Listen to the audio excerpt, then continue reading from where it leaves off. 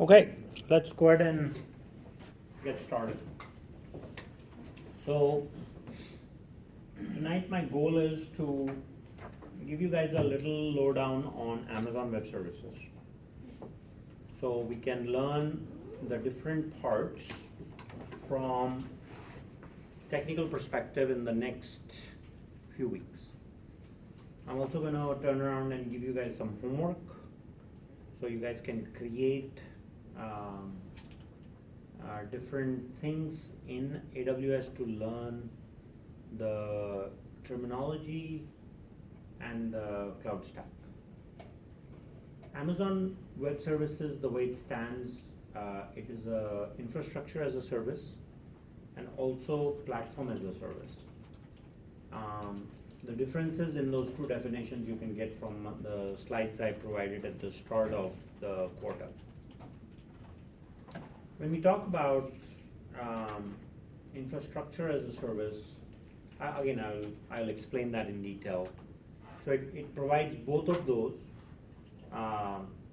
platforms as a service, meaning infrastructure and platform as a service, and then we'll get into how do you launch an instance, and there are certain Amazon concepts that I'll draw your attention to today, so you can start to get to know the lexicon.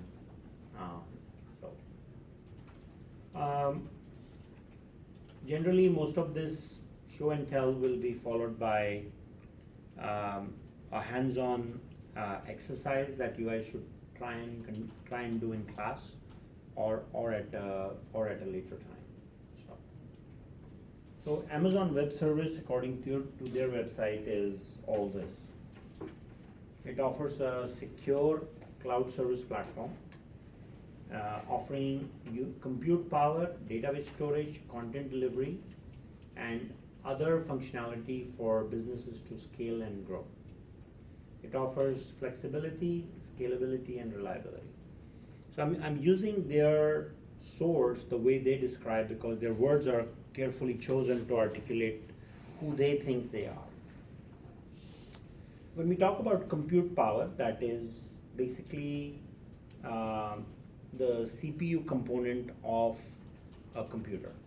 When we talk about storage, content delivery, that's where they begin to demystify the computer more into a functional usage. So they're not saying like, well, you need a computer node or an instance. It's more, what do you need it for?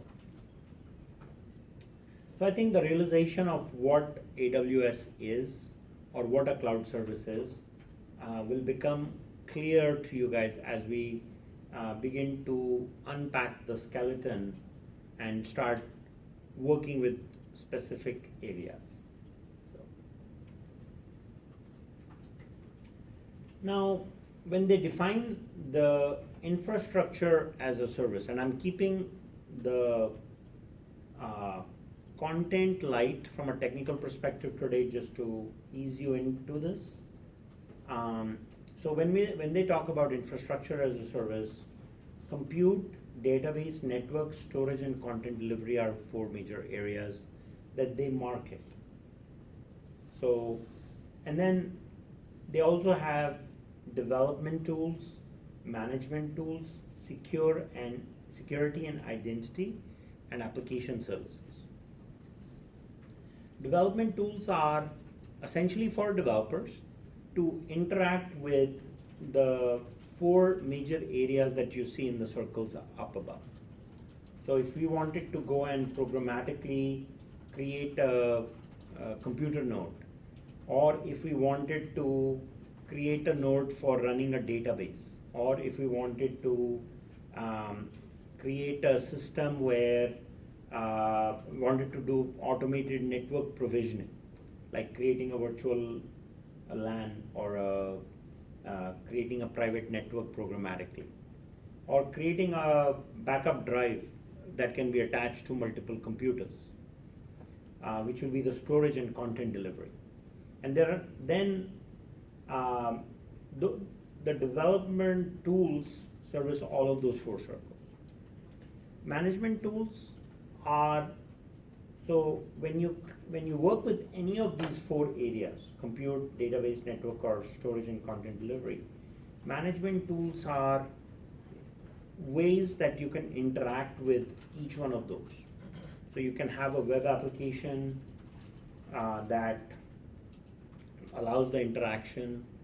There is logs that are created for, that shows you what transpired. And usually you need deep technical expertise to understand what's going on with each one of those areas. So somebody might be a database guru in Oracle to read those database logs to figure out what's going on with the database and so on. Security and identity refers to providing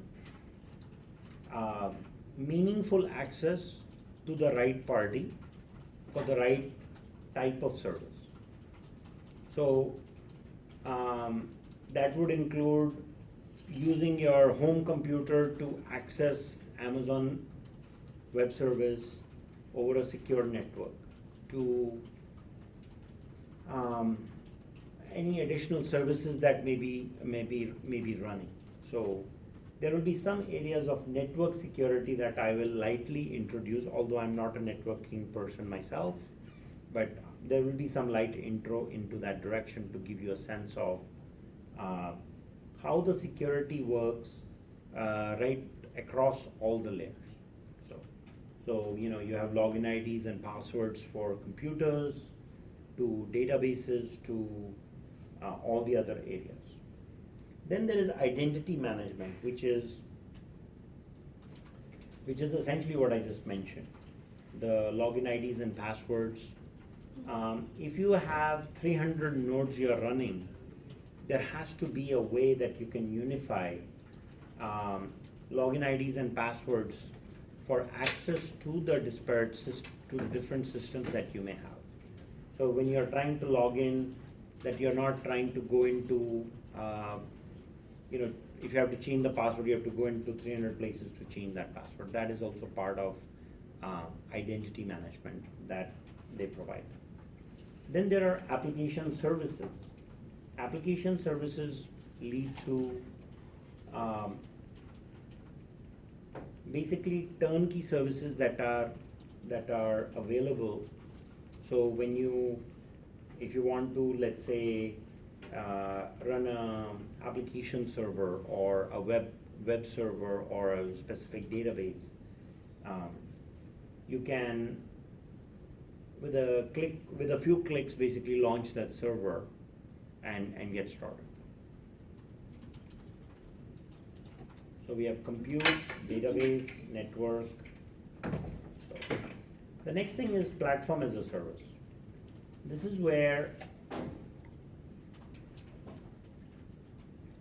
more geared towards developers.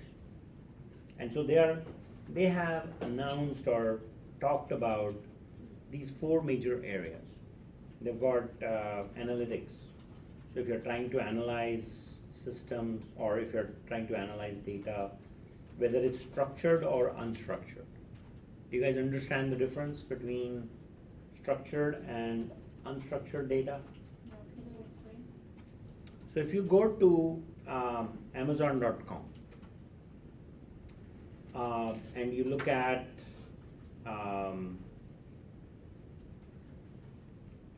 books and books for Java, and you also can search for a keyword, and you can go across not just books but appliances that are sold, etc. Right? That kind of search is possible by having data that is unstructured. When the data becomes fairly structured, then you're limited in your ability to do, you're limited in your ability to find things. You have to follow a certain methodology. In databases, for example, when we talk about structured systems, we use a relational database. Like you might have heard of MySQL or Oracle or Microsoft SQL Server. And what happens is when we start saving information in the database, we start organizing it so there is no duplication. So we'll put information about all the users in one table. We'll put information about the classes they are taking in another table. And we'll start creating links between the users that are students and students that are taking specific classes. So, but when the information is unstructured, we might just have one big Excel sheet where we will track all the student information in the classes that they are taking. And it will be whatever. So, and that structure can be somewhat dynamic. So, when you look at the content for the different books, the text in the books, that's also unstructured data because the formatting of each book is different. So, when you look at companies like Oracle or IBM making database like DB2, the industry has heavily relied on dealing with structured databases for a long time, until Google search engine came around that basically provided a great solution for dealing with unstructured information and searching it out. Enterprise applications.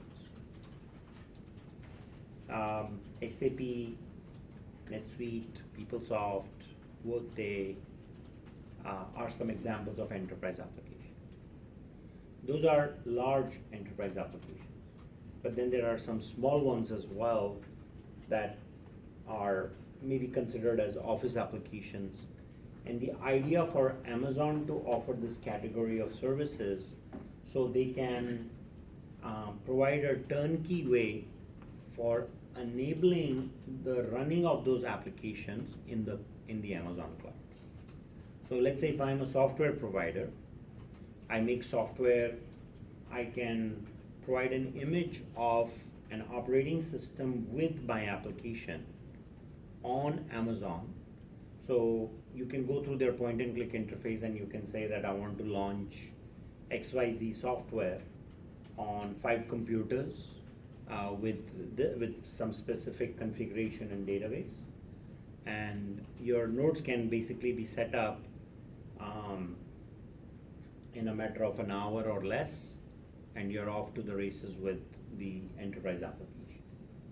Unlike in the Stone Age, we would buy computers and install operating system and then install software and so on. Those days are basically replacing those things are now past. They also have a suite of mobile services. This is an area that we will tap into along with Internet of Things. So if you are trying to do integration between mobile and web applications, you can utilize their mobile services. Especially if there is, say, a thing like Gmail, right? Gmail obviously does not use, but I'm just using it as an example of integration between mobile and web. If you send an email using your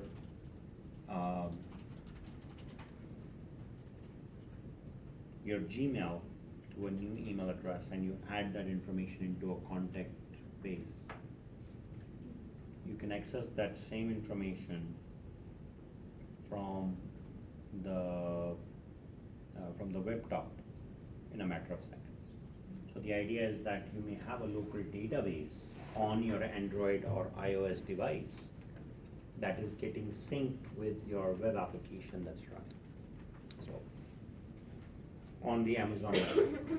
So mobile services becomes a platform for integrating those, for providing integration of data. Then there is another one called Internet of Things. So if you are trying to build, let's say, a service where Amazon Echo, which is a product which is a search appliance, voice-enabled search appliance. Needs to be integrated with the appliances at home. So you can tell Echo to do certain things in the house. So controlling the thermostat, to refrigerator, to ordering groceries, using Amazon delivery services, tracking inventory in the refrigerator. These are some use cases that aren't enabled today, but it can be conjectured that Amazon in the near future with their drone delivery service and Echo and home automation might be able to provide such. So if you're a busy professional working 18 hours a day, need to do grocery shopping, you don't have to do a whole lot. Amazon services will know what's in the refrigerator, the quality of food. It knows your card information. It also has delivery services, and it can make up, based on the history of orders in the past, make up an order for you and send you a text message or an email asking, do you approve? And then someone will do the grocery shopping and stuff will be delivered to you. And it will be there waiting for you. All you have to do is put it in the refrigerator. Unless there is some other bot or robot that can open the door and put things in the refrigerator for you, but I hope it doesn't get to that. That use case was to help you understand Internet of Things. It is also my recommendation that within your application, that these 4 areas that I've talked about,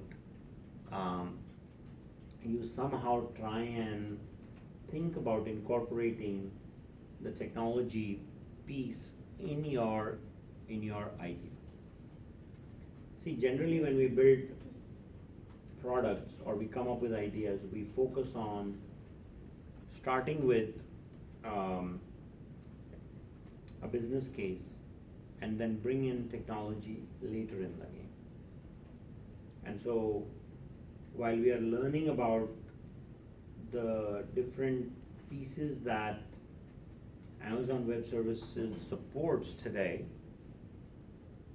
I think it will be not out of line to consider bringing these. So even though maybe you may not end up using these last 4 that I talked about, that you can at least from a business perspective try and incorporate these in your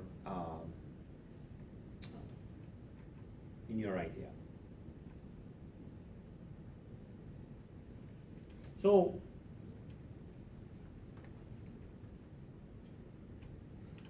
great. I mean, it's nice to know these. It's nice to know these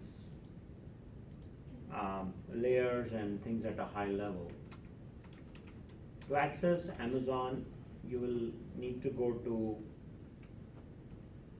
and just for the recording, let me zoom in. And also for you guys in the back that probably cannot see the URL I'm about to type, it'll just take me a minute here. Okay, is that visible in the back, folks? Great. aws.amazon.com.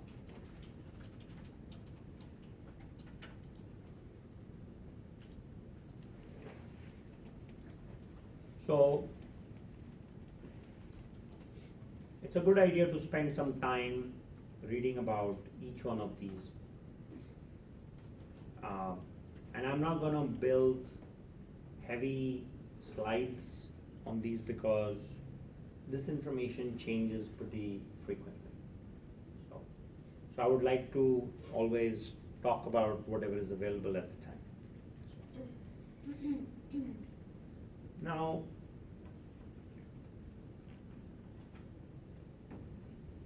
when you are able to, when you create your cloud in Amazon's cloud, let's first try and understand what those terms mean.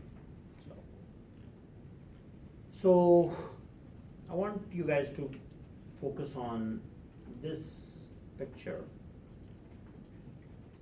And you can try and pull this locally, but you can see a snapshot. Worldwide, where Amazon has its data centers, they call this the Amazon Glacier. And the reason they call it, I guess, a glacier is because it's moving slowly, like a glacier does. So they have data centers worldwide, one in South America, one in Australia, one in Singapore, about 3 in Asia, and several others planned, 2 in Europe, and total of 4 in America. There was a time when Amazon had a total of 7 data centers. Now they have more. And the idea is that when you use Amazon services to create a node, that if you're saving information, a copy of your resume, let's say, internally, multiple copies of that can be saved as objects in different data centers. So if it turns out that one data center is offline for whatever reason, that the business can still continue. That reliability, or that kind of reliability, cannot be provisioned with any other small scale provider. Usually providers like Amazon, Google, they provide these services. So Amazon Cloud refers to the different data centers all integrated together with a variety of services that we talked about earlier in the first 20 minutes today. Now, let's say you end up using the interface and you end up creating a node in the data center that is in Northern California. And you also want a copy of that node running in North Virginia. Obviously, they have the service available, so you can have one database, right? You can have the 2 nodes running in 2 different places, but if there is data that is accessed by these 2 separate nodes, that can be one master database that is another service that Amazon provides. Another thing that cloud computing brings is it separates the computer hardware from the data. So if it turns out that the definition of a computer is CPU, cache, RAM, and that's it. Storage is separate, which is redundant, right? When we talk about storage, we need to look at the architecture of that in detail. But so if it turns out that a computer in the cloud has failed, all you have to do is get rid of the hardware piece that was provisioned, create a new computer, associate that to the storage or the data that you have, and you can be up and running in a matter of a couple of minutes.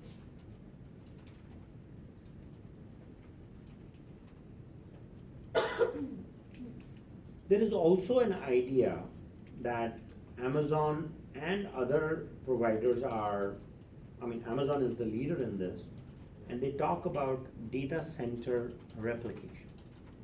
So if I go in as a customer, like if I'm Decomo or some other large company that is using Amazon, like Netflix. Netflix is a big customer of AWS.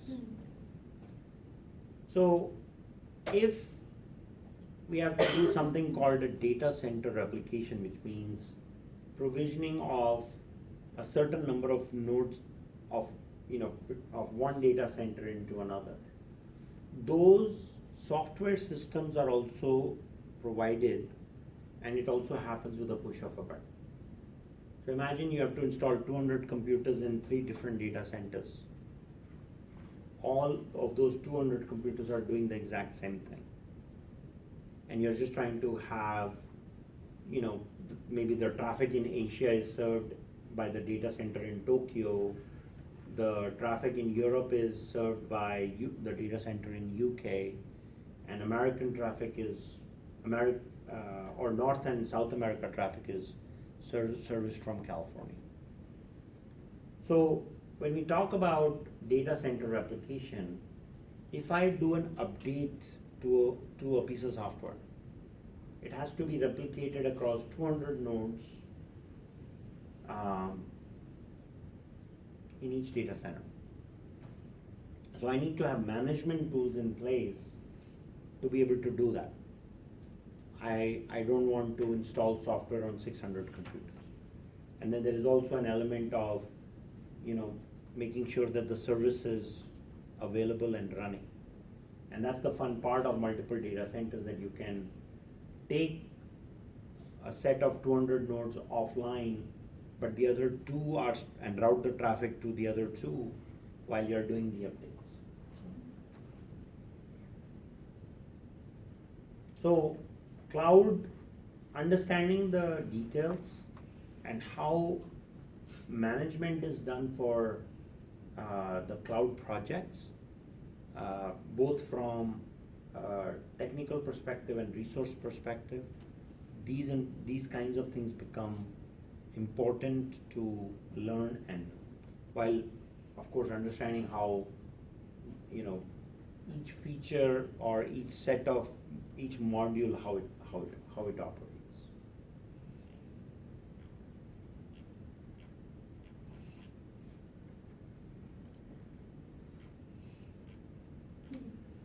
You can get started for free. So you all can create your own account, and there are certain things you will be able to do for free. There is also a set of resources that I'll eventually point you to that gives you more detailed on getting educated with the Amazon cloud. Let me continue with the compute part, which is one thing I want to highlight tonight, and then give you guys some time to work on your deliverables as well. So compute is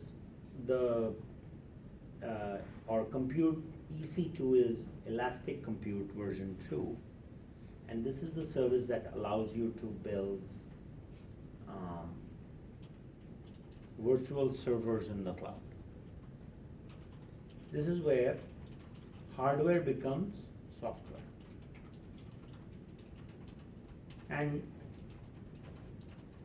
it's always interesting to see how a data center and software and how all of that stack looks like.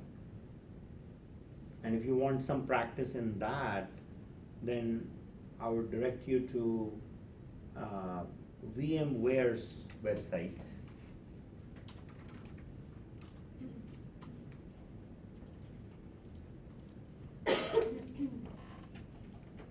If you want to basically learn how to create a cloud using hardware and software, if you wanted that experience, which is also very exciting in its own right, then you can go to a place called Weird Stuff in Santa Clara, and you can buy a server for maybe $200 to $300. Then you go to VMware.com and download their hypervisor. ESX server is an older version. I think they've probably renamed the product now. I haven't checked in the last 6 months. download that product. And what that does is when you install, it gives you a interface like the kind you're going to use in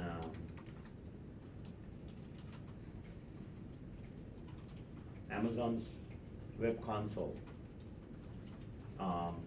to create nodes or create virtual servers. The term virtual server refers to using small piece or small chunk of the bare metal hardware. So if let's say I buy a server with 8 CPUs and 64 gigs of RAM, when I build a virtual server, I can use 2 of those CPUs and 8 gigs of RAM. So depending on how I provision, I can run multiple servers on the same machine. To get an appreciation for what Amazon or these cloud service providers provide, it might be a good experience, because when you have to configure the hypervisor software on the server, you'll have to deal with device drivers, you'll have to install, you'll run into some roadblocks, maybe the hard drive isn't working, so then you have to do things,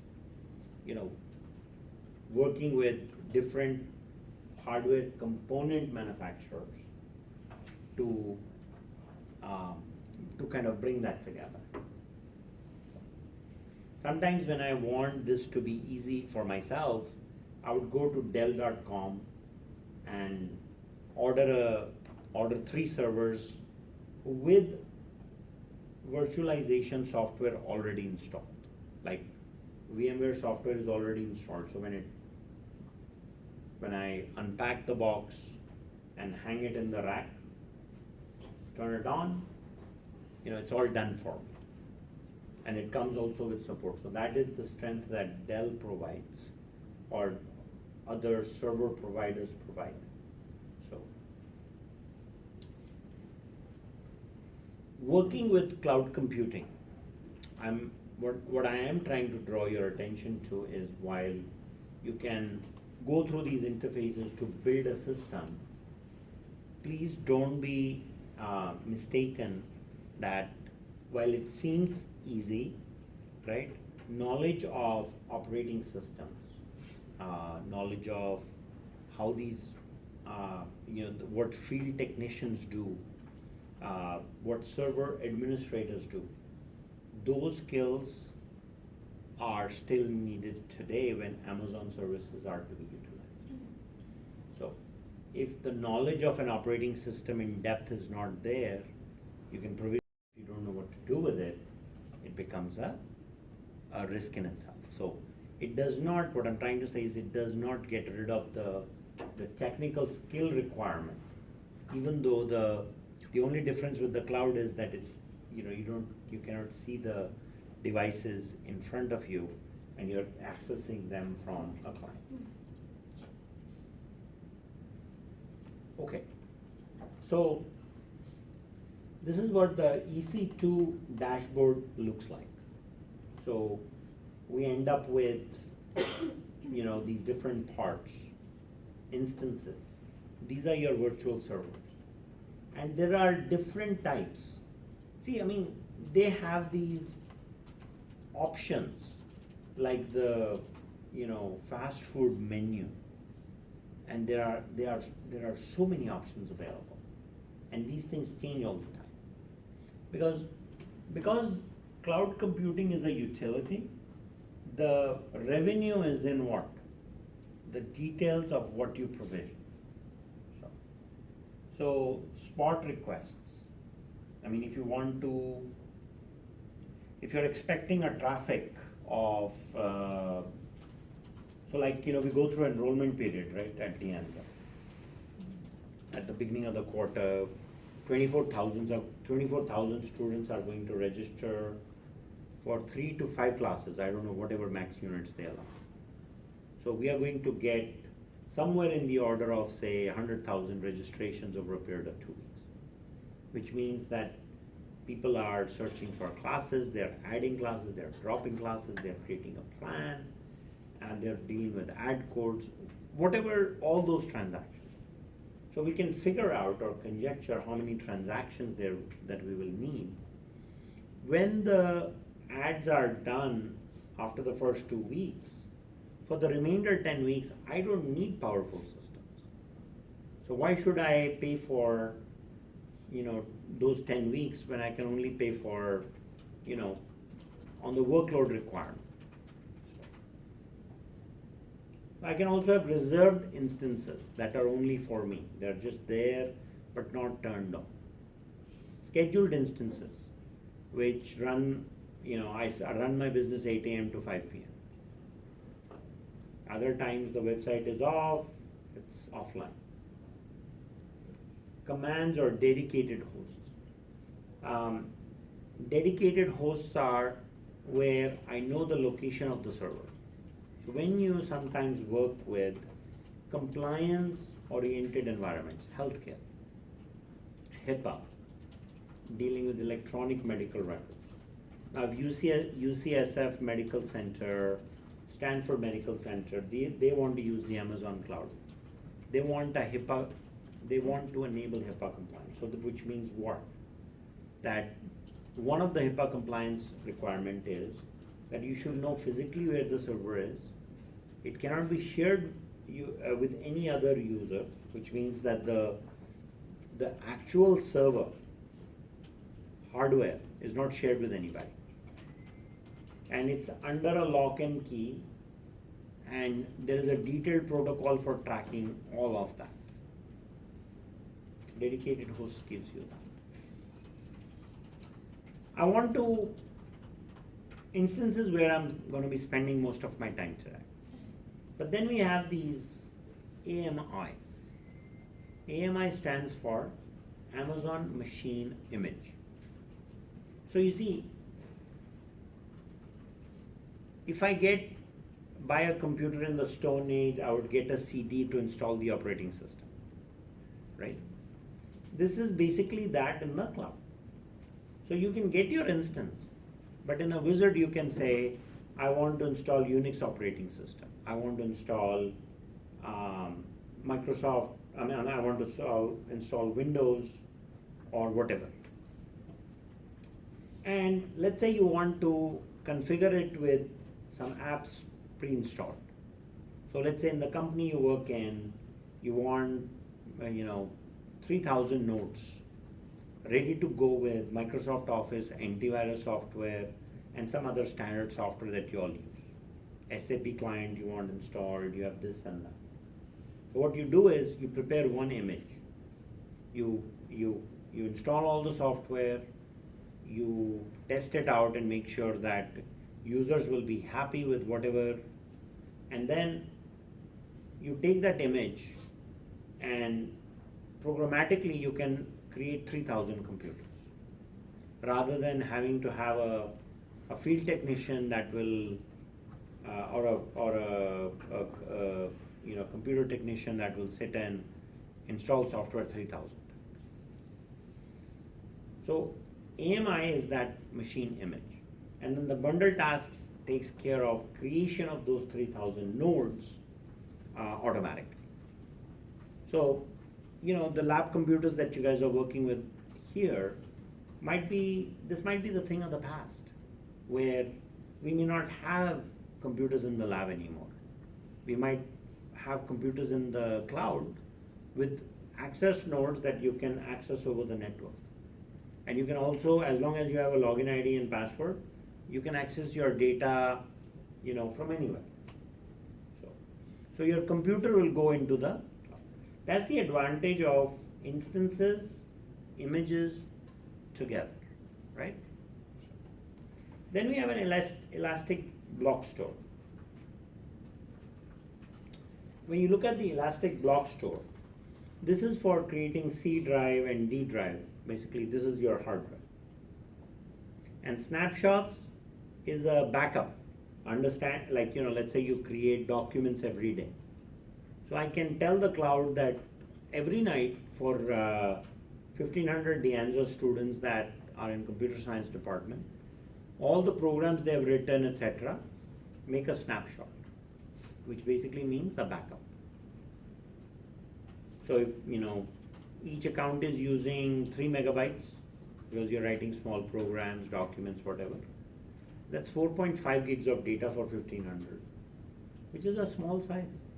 So we can create snapshots, and we can say, keep those for, 7 days, 5 days, whatever the policy De Anza College CIS department would like to enforce.